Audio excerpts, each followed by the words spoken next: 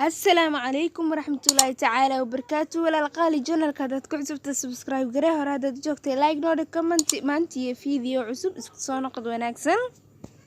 waxaan dhigan jiray iskuul hayd waxaan lahaa 3 saaxiibo balse hooyaday ma aysan jecleen saaxiibada inaan guriga keeno maxaa yeelay mar walba waxay dhigi jirtay ma keeni kartid gabar guriga.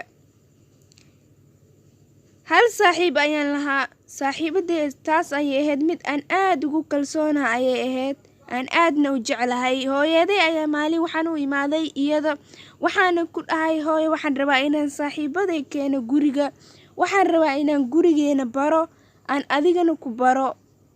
hooyaday kadib waxay dhahay saaxiibada guriga waad keeni kartaa waana i bari kartaa laakiin saa ku soo warwareejinin guriga waayo gabar laguma kalsoonaan karo.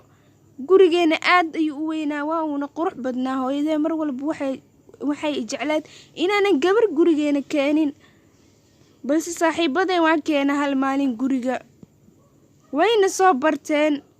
maalintaasna sawir aad u qurux badan ayaan jecleen inaan iska qaadno iyo fiidiyoyo inaan iska duubno anigii saaxiibaday.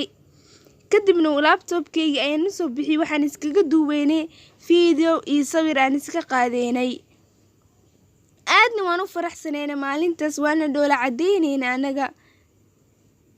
fiidiyoga aan duubnay ayaan dib ugu laabanayna waana dhageysanaynay inuu noo galay in kale anagoo aad u faraxsan waliba balse waxaan ka maqalnay fiidiyoga dhexdiisa cod qayle aad u qayle badan oo argagax leh balse aniga waa maqli waan ka cabsaday. kadib saaxiibadii agteeda joogtay aad ayay u dhididay wayna cabsanaysa iyada balse codkaas wuxuu ahaa cod ooyin iyo qayliyo qosol iskugu jiro aan aniga maqli waayay. aadna waan u baqay aniga habeenkaas waxayna u noqotay habeen saaxiibaday sidii ay la joogeen aadna waan u faraxsaneen waan isla baashaaleynay balse fiidiyoga markaan dib ugu laabanay kadib cabsi argagax ayaan kasii qaadnay anaga waana ka cabsanay.